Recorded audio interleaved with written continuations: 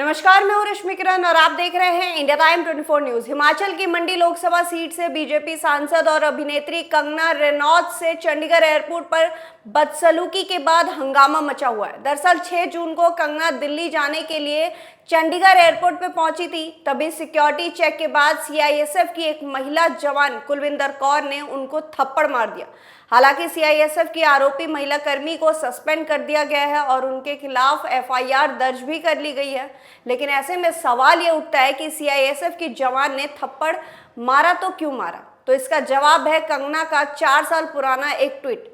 कंगना रनौत ने इस ट्वीट में 3 कृषि कानूनों के खिलाफ हुए किसान आंदोलन के दौरान पंजाब की 80 साल की एक बुजुर्ग महिला किसान की गलत पहचान करते हुए उन्हें बिल्किस बानो कहा था।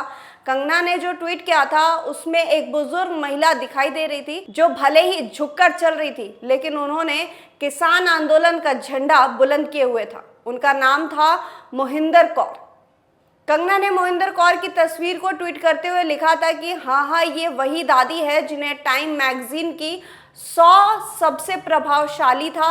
बता दें कि कंगना ने जिस बिल्किस बानो का जिक्र किया था वो 82 साल की बुजुर्ग महिला है और उन्होंने दिल्ली के शाहीन बाग इलाके में सीएए प्रोटेस्ट के दौरान अंतर्राष्ट्रीय सुर्खियां बटोरी थी। कंगना के इस बयान को लेकर सीआईएसएफ की महिला जवान भड़की हुई थी। चंडीगढ़ एयरपोर्ट पर कंगना से बदसलूकी का वीडियो सामने आया था। इसमें सीआईएसएफ की ये जवान कहती दिख रही है कि इसने बोला था किसान आंदोलन में 100 रुपए में महिलाएं बैठती हैं, वहां मेरी माँ भी थी।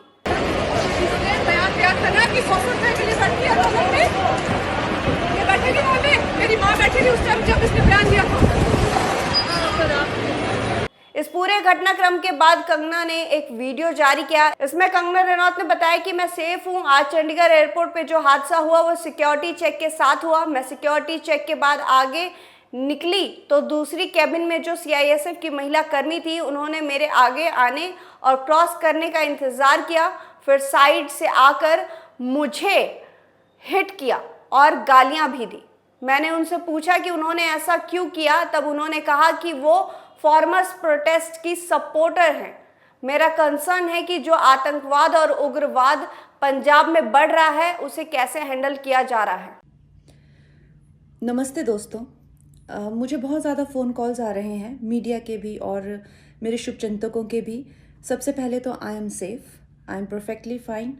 आज चंडीगढ़ एयरपोर्ट पे जो हादसा हुआ वो सिक्योरिटी चेक के साथ में हुआ। वहाँ पे मैं सिक्योरिटी चेक करके जैसे ही निकली तो दूसरे कैबिन में जो महिला थी, जो सुरक्षा कर्मचारी थी सीआईएसएफ की, उन्होंने उनके पास या उनको क्रॉस करने का इंतज़ार किया और साइड से आकर जो है मुझे मेरे फेस पे हिट किया और गालियाँ देने लगी। और जब मैंने उनको पूछा कि उन्होंने ऐसा क्यों किया तो उन्होंने कहा कि वो फार्मर्स प्रोटेस्ट को जो है वो सपोर्ट करती हैं।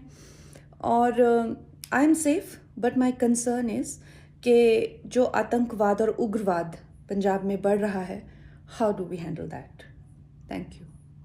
अभी लेंगे एक छोटा सा ब्रेक और ब्रेक के बाद वापस लौटेंगे इसी खबर पर। भगत चंद्रा हॉस्पिटल विश्व की सभी आधुनिक और बुनियादी सुविधाओं से परिपूर्ण एक world class multi speciality hospital Mahavir enclave Palam डावडी रोड पर स्थित साउथ वेस्ट दिल्ली का एकमात्र मल्टी स्पेशलिटी हॉस्पिटल, जहां 24 घंटे आपकी सेवा में उपलब्ध हैं वेल क्वालिफाइड डॉक्टर्स और हेल्पिंग स्टाफ। डॉक्टर सीएम भगत द्वारा स्थापित भगत चंद्रा हॉस्पिटल आपकी सेहत का ख्याल रखना ही इसकी प्राथमिकता है, वो भी अफोर्डेबल रेट्स में।